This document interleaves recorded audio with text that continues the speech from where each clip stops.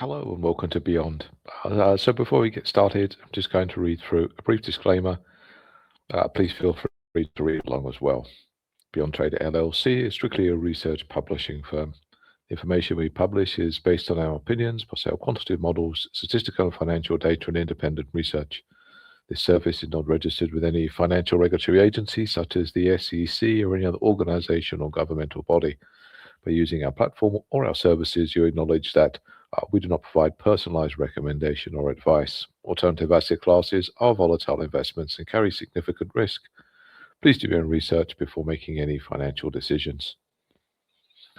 Okay, so let's get started and have a look at what's going on with our indicators at Beyond this week. So I think a good place to start would be a general overview, and then I'm going to look at the long versus short ratio just to give us a heads up about what could happen in the short term. So as you can see here, our Beyond Atlas, really our flagship directional indicator is currently showing that it's moving down, which is mildly bullish. So moving underneath the 100 area would actually get us all the way out of the white zone and into this gray kind of like more bullish neutral zone. We've exited the red zone, which is bullish itself, and we just need to see some momentum and follow through there. So I guess what does that tell us? That tells us that the conditions for Bitcoin are certainly improving.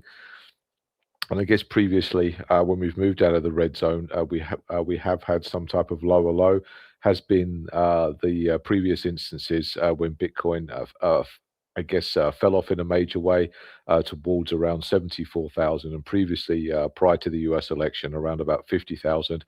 Exit of the red zone happens, and then we get a lower low. So I'm certainly hoping myself we're going to see something like that. If we have a look at Beyond Vanguard, and things are starting to improve across the short term. We can see a lot of blue going on there, but the two crucial timeframes to really confirm continuation of this recovery are the 3-day and the weekly, and currently they're both not showing any sign of major improvement. So it's making me skeptical towards the overall recovery in the market. Biyond Challenger, our flagship trend reversal indicator, so this week we were set up for a daily buy signal and a weekly buy signal. Both of them got invalidated due to the higher price closes. So we were on basically candle 8 for both of them, and we didn't see the lower low come in to activate them. So they've kind of reset themselves. So that's kind of frustrating in the short term. And that leads me back to another one of our indicators, and that's the long versus short ratio, to try to get a clue what's happening in the short term. So we can see here that price has an inverse relationship with the positioning of retail traders. It's very simple. If retail traders start to go short, then the price typically starts to recover somewhat, and depending on that bias, it really has a big influence after that. So if we see traders, for example, going net short, then that's a really strong buy sign. But at the moment, they just have more of a bearish bias.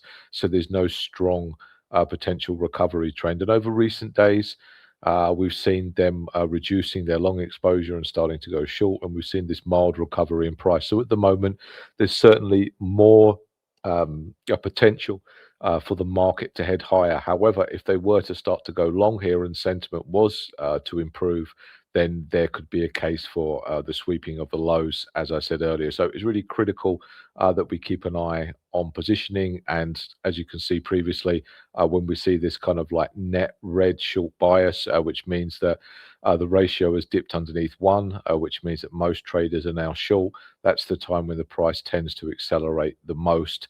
And that's when we've got the strongest bounce recently back to 94,000 when they held that kind of bearish bias. So we don't have that at the moment. And I think maybe another good idea here today would be to look at Ethereum and XRP, and we can see it's a similar case. So they're reducing their exposure, they're becoming more bearish on the market, and even though the price hasn't reacted strongly, something we need to keep a close watch on in case there's like a net bearish bias that starts to turn up into the market. And I guess the final look would be at XRP, and we can see again retail traders are giving up, and that's normally the time when they start to give up. that the price starts to have somewhat of an explosive move higher. So there's certainly the potential for Bitcoin to head towards 90 to 91,000, and depending on positioning, is really going to justify whether this current push higher has got legs or not. So yeah, moving into next week, there's certainly a slight bullish bias for the market. However, my personal preference is certainly for a sweeping of the lows. So yeah, hope you enjoyed that, and I'll see you again next Sunday.